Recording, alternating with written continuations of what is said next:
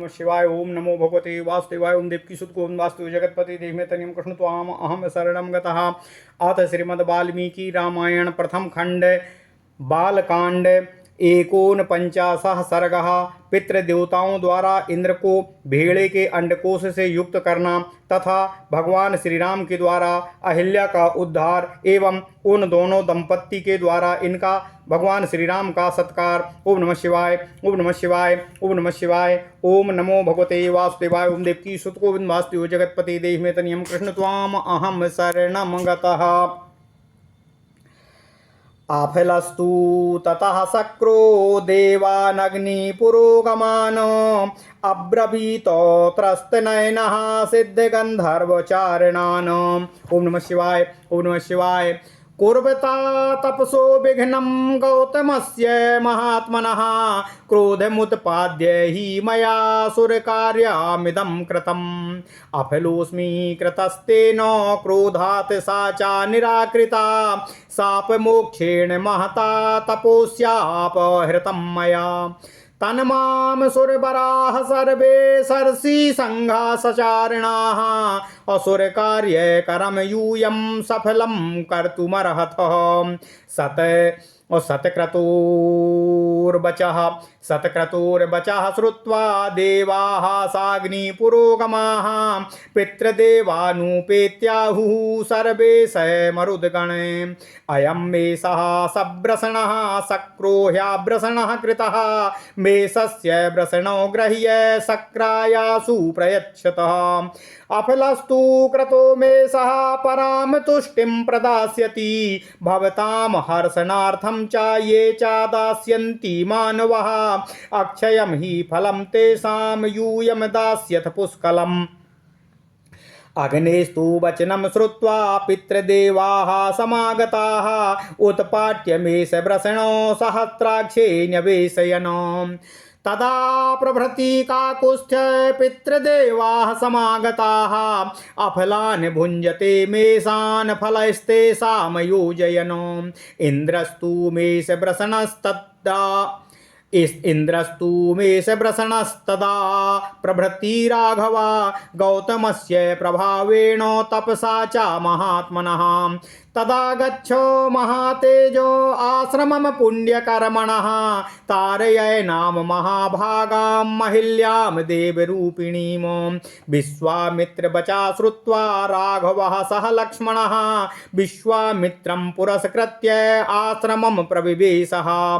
ददर्श च महाभागां तपसा द्योतितप्रभानो अलोकैरपि समागम्य दुर्निरीक्ष्यां सुरासुरै। लोकैरपि समागम्य दुर्निरीक्ष्यां सुरासुरैः। प्रयत्ना निर्मिता धात्रा दिव्यां मायामयीमिव धूमेनाभिपरीताङ्गी दीप्तामग्निशिखामिव। तासु सारावृतां साभ्रां पूर्णचन्द्र प्रभामिव मध्ये मवसो दुराधरसां दीप्तां सूर्यप्रभामिव। ओम नमः शिवाय। ओम नमः शिवाय। साहि गौतम वाक्येन दुर्निरीक्षा बभूवः अत्रायाणामपि लोकानां यावद् रामस्य दर्शनं। सापस्यान्तमुपागम्य तेषां दर्शनमागताः। राघवो तु तदा तस्याः पादौ जग्रहतु मर्मदा। राघवौ तु तदा तस्याः पादौ जग्रहतु तुर्मुदा स्मरन्ति गौतम वचः प्रति जग्राहे साहितौ। अपाद्यमर्घ्य तथातिथ्यं चकार सुसमाहिता अप्रति जग्राहे काकुत्स्थो विधि दृष्टेन कर्मणा। पुष्पवृष्टिर्महत्यासीद् देवदुन्दुविनिष्वनय गन्धर्वाप्सरसां चैव महानासीत् समुत्सवाः। साधु साध्विति देवास्तामहल्यां समपूजयन् तपोबलो विशुद्धाङ्गीं गौतमस्य वसानुगाम। गौतमोऽपि महातेजा अहल्या सहिता सुखी रामं सम्पूज्य विधिवतो तपस्तेपे महातपा। रामोऽपि परमां पूजां गौतमस्य महामुने असकासादो विधिवतो प्राप्य जगाम मिथिलां ततः। ओम नमः शिवाय, ओम नमः शिवाय, ओम नमः शिवाय। ओम नमो भगवते वासुदेवाय। ओम देवकी सुत गोविंद वासुदेव जगतपते देहि मे तन्यं कृष्ण त्वाम अहम शरणं गतः। अथ श्रीमद् वाल्मीकि रामायण प्रथम खंड बालकांड 49वां सर्ग। पितृदेवताओं द्वारा इंद्र को भेड़े के अंडकोश से युक्त करना तथा भगवान श्री राम के द्वारा अहल्या का उद्धार एवं अहल्या और गौतम दंपति के द्वारा भगवान श्री राम का सत्कार। ओम नमः शिवाय, ओम नमः शिवाय, ओम नमः शिवाय। ओम नमो भगवते वासुदेवाय। ओम देवकी सुत गोविंद वासुदेव जगतपते देहि मे तन्यं कृष्ण त्वाम अहम शरणं गतः।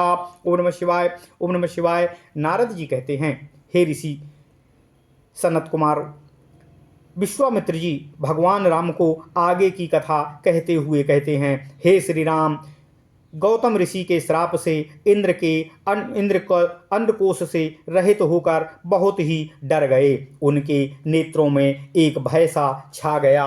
वे अग्नि आदि देवताओं, सिद्धों, गंधर्वों और चारणों से इस प्रकार बोले, हे देवताओं, महात्मा गौतम की तपस्या में विघ्न डालने के लिए मैंने उन्हें क्रोध दिलाया है। ऐसा करके मैंने यह देवताओं का कार्य ही सिद्ध किया है। मुनि ने क्रोधपूर्वक भारी शाप देकर मुझे अंडकोश से रहित कर दिया है और अपनी पत्नी का भी परित्याग कर दिया है। इससे मेरे द्वारा उनकी तपस्या का अपहरण हुआ है। यदि मैं उनकी तपस्या में विघ्न नहीं डालता तो वे देवताओं का राज्य ही छीन लेते। अतः ऐसा करके मैंने देवताओं का ही कार्य सिद्ध किया है। इसलिए हे देवश्रेष्ठों, हे श्रेष्ठ देवताओं, तुम सब लोग मिलकर, ऋषि समुदाय और चारणगण मिलकर मुझे अंडकोश से युक्त करने का प्रयत्न करो, अर्थात मेरे अंडकोश मुझे पुनः प्राप्त हो जाएं, ऐसा प्रयत्न करो। इंद्र का यह वचन सुनकर मरुदगणों सहित अग्नि आदि समस्त देवता कव्यवाहन आदि पितृदेवताओं के पास जाकर उनसे निवेदन करते हुए बोले, हे पितृगण, यह आपका भेड़ा अंडकोश से युक्त है और इंद्र अंडकोश से रहित कर दिए गए हैं। अतः आप इस भेड़े के दोनों अंडकोशों को लेकर शीघ्र ही इंद्र को अर्पित कर दें। अंडकोश से रहित किया हुआ यह भेड़ा इसी स्थान में आप लोगों को परम संतोष प्रदान करेगा। अतः जो मनुष्य आप लोगों की प्रसन्नता के लिए अंडकोश रहित भेड़ा दान करेंगे, उन्हें आप लोगों का उस दान का उत्तम फल एवं पूर्ण फल प्रदान करेंगे। ओम नमः शिवाय। अग्नि की यह बात सुनकर पितृदेवताओं ने एकत्र हो भेड़े के अंडकोश को उससे उखाड़कर इंद्र के शरीर में उचित स्थान पर प्रत्यारोपित कर दिया। हे काकुस्थ कुलनंदन श्री राम, विश्वामित्र जी कहते हैं, तभी से वहां आए हुए समस्त पितृदेवता अंडकोश रहित भेड़े को ही उपयोग में लाते हैं और दाताओं को उनके दान जनित फलों का भागी बनाते हैं। हे रघुनंदन, विश्वामित्र जी कहते हैं, उसी समय से महात्मा गौतम के तपस्या जनित प्रभाव से इंद्र को भेड़े के अंडकोश धारण करने पड़े। हे महातेजस्वी राम, अब तुम पुण्यकर्मा महर्षि गौतम के इस आश्रम पर चलो और इन देवरूपिणी महाभागा अहिल्या का उद्धार करने की कृपा करो।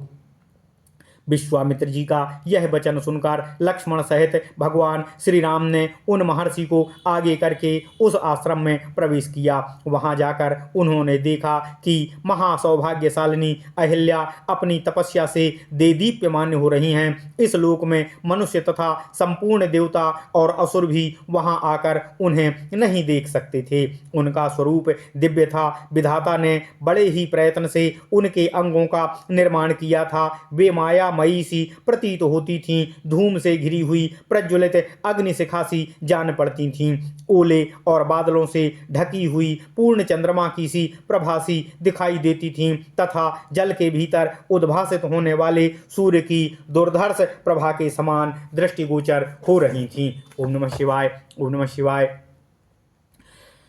विश्वामित्र जी कहते हैं, हे श्री राम, गौतम के शापवश भगवान श्री राम जी का दर्शन होने से पहले तीनों लोकों के किसी भी प्राणी के लिए उनका दर्शन होना बहुत ही कठिन था। हे श्री राम, दर्शन मिल जाने से जब उनके शाप का अंत हो गया तब वे उन सबको दिखाई देने लगीं। उस समय भगवान श्री राम और लक्ष्मण ने बड़ी प्रसन्नता के साथ अहिल्या के दोनों चरणों का स्पर्श किया। महर्षि गौतम के वचनों का स्मरण करके अहिल्या ने भी बड़ी ही सावधानी के साथ उन दोनों भाइयों को आदरणीय अतिथि के रूप में अपनाया और पाद्य अर्घ्य आदि अर्पित करके उनका आतिथ्य सत्कार किया। भगवान श्री राम ने शास्त्रीय विधि के अनुसार अहिल्या का आतिथ्य स्वीकार किया। उस समय देवताओं की दुंदुभी बज उठी, साथ ही आकाश से फूलों की बड़ी भारी वर्षा होने लगी। गंधर्वों और अप्सराओं द्वारा महान उत्सव मनाया जाने लगा।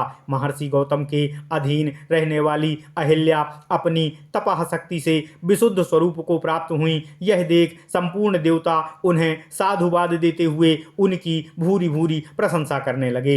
हे महातेजस्वी महातपस्वी गौतम भी अहिल्या को अपने साथ पाकर खुश हो गए। उन्होंने भगवान श्री राम की विधिवत पूजा करके उनकी अपनी तपस्या आरंभ की। महामुनि गौतम की ओर से विधिपूर्वक उत्तम पूजा आदर सत्कार पाकर श्री राम भी मुनिवर विश्वामित्र जी के साथ मिथिलापुरी की ओर प्रस्थान कर गए। ओम नमः शिवाय। इत्यर्थे श्रीमद् रामायणे वाल्मीकिये आदि काव्ये बालकांडे 49 सर्गः। इस प्रकार श्री वाल्मीकि निर्मित अर्ष रामायण आदि काव्य के बालकांड में 49वां सर्ग पूर्ण हुआ। ओम नमः शिवाय। ओम नमः शिवाय। ओम नमः शिवाय। ओम नमो भगवते वासुदेवाय। ओम देवकी सुत गोविंद वासुदेव जगतपते देहिमितन्यं कृष्ण त्वाम अहम शरणं गतः। ओम नमः शिवाय। ओम नमः शिवाय। ओम नमः